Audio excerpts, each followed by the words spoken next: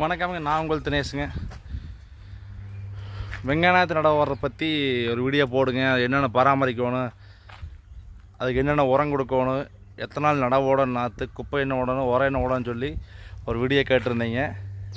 கண்டிப்பாக அந்த video update பண்ணுறேங்க. இன்றைக்கி அந்த வீடியோவை அப்டேட் பண்ணுறேங்க. இந்த வீடியோ ஃபுல்லாக பாருங்கள். உங்களுக்கு கண்டிப்பாக ஒரு பயனுள்ள தகவல் இருக்குங்க. அனைத்து விவசாய நண்பர்களுக்கு ஷேர் பண்ணுங்கள். வாங்க வீடியோக்குள்ளே போகலாங்க. வெங்காயத்தில் பார்த்தீங்கன்னா 2-3 வெரைட்டியாக பண்ணலாங்க. ஒன்று வந்து காய் ஒன்றா ஒரு 60 to 65 நாள் வந்துடுங்க.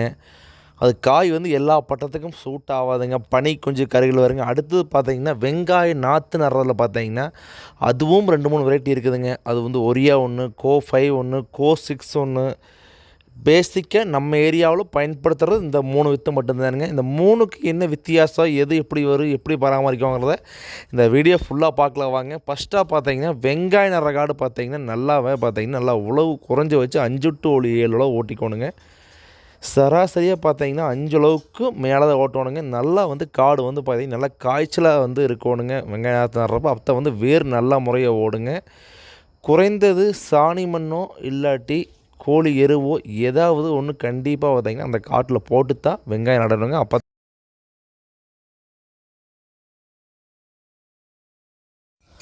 அப்போ தான் நல்ல ஒரு ஈல்டு வருங்க. குறைஞ்ச வச்சு பார்த்தீங்கன்னா ஏக்கருக்கு ஒரு 6 டன் எடுத்தால் மட்டும்தான் நம்மளுக்கு ஒரு பெனிஃபிட் இருக்குங்க.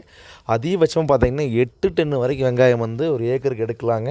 நம்ம அது பராமரிக்கும் முறையில் தான் இது வந்து 6 டன்னா 8 டன்னா 5 டன்னாங்கிறத வந்து இருக்குதுங்க. அப்புறம் வெங்காய நடுறக்காடு பார்த்தீங்கன்னா இந்த மாதிரி வந்து உழவு ஓட்டி பாரோட்டு கட்டி வச்சுக்கிறீங்க. இதுக்கு நடுறக்கு ஒரு 4 நாளைக்கு முன்னாடி காடு தயார்நிலைப்படுத்திக்கணுங்க.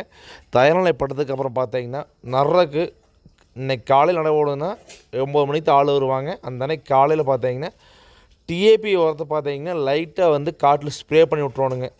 வேறு உரம் போடலாமான்னு கேட்டிருந்தீங்க. வேறு உரம் எதுவுமே போட வேண்டாங்க.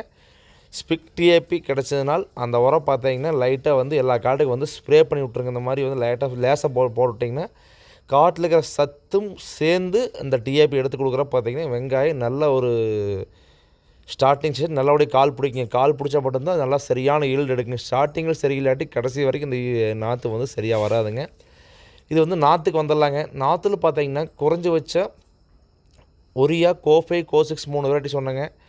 3 வெரைட்டி எந்த நாற்று விட்டாலும் 45 நாள் முன்னாடி விட்டுறணும். நமக்கு ஏதோ ஒரு வாக்கில் 2 சிரமம் 3 சிரமம் தேவைப்படுற அளவுக்கு 1 கிலோ பார்த்தீங்கன்னா 1 ஏக்கர் காட்டுக்கு எடுத்துகிட்டு வருங்க. நம்மளுக்கு எவ்வளோ தேவையோ அந்தளவுக்கு பார்த்தீங்கன்னா 1 கிலோ 1 ஏக்கருங்க. இந்த 3 வெரைட்டியுமே நாற்று விட்ட தேதியிலேருந்து 45 நாள் ப்ளஸ் கழித்து நடவு போடலாங்க. 3 வெரைட்டியுமே 45 நாள் ஆச்சுன்னா இந்த மாதிரி நாற்றுல வளர்த்தி வந்துடுங்க. இந்த மாதிரி பிடுங்கி கட்டி மேலே லைட்டாக அரிஞ்சிட்டு நடவு போடலாங்க. ஒரியா விதை கோ6 இரண்டுமே 80 to 90 நாள், அதிக வச்சு 90 நாள் ஆயிருங்க. எது எப்படி பிடுங்கலாம் இருந்தீங்க? கோ6 ஒரியா ரெண்டுமே 90 நாளில் பிடுங்கலாங்க. கோ5ங்கிறது 90 நாள்லேருந்து 110 நாள் ஆகுங்க. ஒவ்வொரு காட்டின் மண்ணை பொறுத்து மாறுங்க. உங்களுக்கு வந்து ஒரியா, கோ6, கோ5யோட டிஃப்ரென்ஸ் புரிஞ்சிருக்கு. அதை ஸ்டவுட்னா நம்மளுக்கு கமெண்ட் பண்ணுங்கள். கோ6 ஒரியா 90 நாள், கோ5 100+. நார்மலாக பார்த்தீங்கன்னா 100+, 100 நாளைக்கு மேலே ஆகணுங்க. நம்ம நாற்று வந்து நடவு போட்டு பராமரிக்கும் முறை வந்து நீ பார்த்துடலாங்க. இந்த மாதிரி மேலே நல்லா அரிஞ்சிடணுங்க. விவசாயம் பண்ணுற எல்லாத்துக்கும் கண்டிப்பாக தெரியும். ஏன் அறியணும்னா நாற்று வந்து சாஞ்சிரு இப்படி அளவாக நட்டால் மட்டும்தான் நாற்று பார்த்தீங்கன்னா நல்லா கால் பிடிக்கி சாயாக வந்தால் தான் நாற்று வந்து படாமல் இருக்குங்க. மெயின் கான்செப்ட் பார்த்தீங்கன்னா அரிஞ்சு பார்த்தீங்கன்னா பக்கத்தில் நிறைய காட்டுக்கு நாற்று எடுத்துகிட்டு போய் ஆரம்பிச்சுங்க. அடுத்து பார்த்தீங்கன்னா பராமரிக்கும் முறை நடவு நட்ட நாள்லேருந்து கோ6 நாங்கள் இது வந்து எங்கள் தோட்டத்தில் நாங்கள் எடுத்த வீடியோங்குது.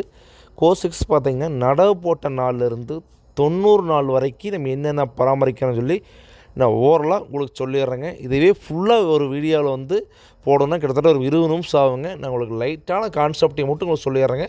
இதே உங்களுக்கு போதுமானது இருக்குங்க. ஃபஸ்ட்டு பார்த்தீங்கன்னா நடவு போட்ட டிஏபி ஸ்ப்ரே பண்ணிடுற முதல்ல 0 டேஸில், நடவு போட்ட 1 டேஸ்லேருந்து கணக்கு வச்சுக்கலாங்க. பில்லு மருந்து பார்த்தீங்கன்னா நடவு போட்ட ஒரு 5ஆவது நாள் பார்த்தீங்கன்னா களைக்கொல்லி கொடுத்துருவானுங்க. களைக்கொல்லி பார்த்தீங்கன்னா ஆக்சிகோல்டு ஸ்டாமம் கொடுக்கலாங்க 5ஆவது நாள் கொடுத்தா. அதுவே நீங்கள் 15 நாள் கழித்து நல்லா முளைச்சதுக்கப்புறம் களைக்கொல்லி அடிச்சிங்கன்னா தர்கா சூப்பரும் இன்னொரு பவுடர் கொடுப்பாங்க. அந்த பவுடரு 2 மிக்ஸ் பண்ணி அடிச்சுக்கலாங்க.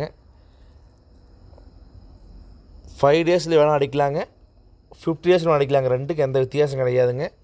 5 டேஸில் அடிச்சிட்டா நாற்று குருத்து வராதுக்கு முன்னாடியே அடிச்சிட்றோம். 50 டேஸில் பார்த்திங்கன்னா நாற்று பச்சை உடிச்சு 2வது லைட்டாக அந்த பந்த குருத்து லைட்டு காஞ்சி தான் வருங்க. ஆனால் எப்படி அடித்தாலும் ஒன்றும் பிரச்சனை இல்லைங்க. உங்களுக்கு வந்து பில்லு ஒரு 40 நாளைக்கு பில்லு வராதுங்க.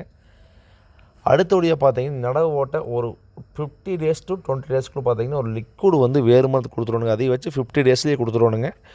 வேறு மருந்து பார்த்தீங்கன்னா ரெடாமல் கோல்டுன்னு சொல்லி அந்த மருந்து கொடுத்துட்டா வேறு அழுகல் வந்து பேசிக்காக வந்து வராதுங்க. வேர் வந்து நல்ல முறையாக வந்து காட்டுக்குள்ளே ஓடுங்க. வேரழுகள் வராட்டி நம்மளுக்கு பார்த்திங்கன்னா காட்டுக்குள்ளே படாமல் இருந்தால் தான் ஈல்டு அதிகபட்சமாக எடுக்க முடியுங்க. ஒரு 50 to 20 டேஸில் கொடுத்துருங்க. அடுத்து பார்த்தீங்கன்னா 20 டேஸ்லேருந்து பார்த்தீங்கன்னா 10 டேஸ்க்கு ஒரு மருந்து லைட்டாக அந்த பேன் உழுவும். வெயில் காலத்துக்கு தை மாதம் தான் மேக்ஸிமம் நட ஓடுவாங்க. மாசி பங்குனி சித்திரை வரைக்கும் பேன் உழுவுங்க. 10 நாளைக்கு ஒரு மருந்து சராசரியாக லைட்டான டோஸில் நீங்கள் என்ன இருக்குதோ அதுக்கு தகுந்த மாதிரி அடிச்சுக்கங்க. கடையில் போய் கேட்டு நான் சொல்கிறது இயற்கை பண்ணுறவங்களுக்கு இயற்கைக்கான அங்காடியும் இருக்குது, செயற்கை முறையில் பண்ணுறதுக்கு செயற்கையான அங்காடியும் இருக்குதுங்க. நம்ம எது வேணுமோ தேவைக்கேற்ப வாங்கி அடிச்சுக்கலாங்க. நான் சொல்கிறது இயற்கை தான் பண்ணுங்க, செயற்கை தான் பண்ணுங்க, அந்த கான்செப்ட் வீடியோ போடலிங்க. பொதுவாக எங்கள் தோட்டத்தில் நாங்கள் பராமரிக்கும் முறையை வந்து உங்களுக்கு வந்து தெரியப்படுத்துகிறேங்க. ஸ்ப்ரே வந்து மருந்து கரெக்டாக பண்ணிடுவானுங்க. அந்த பேன் நோய் தாக்கல் வந்ததுன்னா வெங்காயத்தில் பார்த்தீங்கன்னா ஒரு சரியான ரிசல்ட் வராதுங்க. 10 டேஸ்க்கு ஒரு மருந்து கொடுத்துட்டே இருங்க. உரம் அப்படித்தானுங்க. ஒரு 30 டேஸில் உரம் ஸ்டார்ட் பண்ணிங்கன்னா 30, 45, 60, 75 வந்து உரம் ஃபுல்லாக கம்ப்ளீட் பண்ணிடுவானுங்க. நீங்கள் கோ 6 இருந்தாலும் சரி, கோ 5 இருந்தாலும் சரி, ஒரியா இருந்தாலும் சரி, 17 டேஸ் வச்சுங்க. 70 டேஸில் வந்து உரம் ஃபுல்லாக கம்ப்ளீட் பண்ணிடுங்க. அப்படி கம்ப்ளீட் பண்ணால் தான் உங்களுக்கு எந்த பிரச்சனையும் இருக்காதுங்க. அதுக்கு மேலே நீங்கள் உரம் கரைச்சால் கண்டிப்பாக வெங்காய அழுகல் வருங்க. வேரழுகல் வந்தீங்கன்னா பிடுங்கி போட்டால் பட்டையில் இருக்கிற காய் ஃபுல்லாக சேர்ந்து கெட்டு போயிடும். வியாபாரி வந்து அதை பட்ஜெட் பண்ண மாட்டாங்க. என் டிரான்ஸ்போர்ட்டுக்கு சூட் ஆகாது. முடிஞ்ச அளவுக்கு நம்ம எல்லாமே மருந்து உரம் எல்லாமே 70 டேஸில் கம்ப்ளீட் பண்ணிடணுங்க. அந்த லாஸ்ட் உரம் பார்த்திங்கன்னா 65 to 70 டேஸில் கொடுக்குற உரம் பொட்டாசியம் சத்துக்கிற உரத்தை கரைக்கணுங்க. அப்போ தான் வந்து காய் நல்லா கலர் வருங்க. வேறு ஏதாச்சும் இதுலேயும் உங்களுக்கு தகவல் டவுட்னால் நான் கமெண்ட் பண்ணுங்கள். நன்றி, வணக்கம்.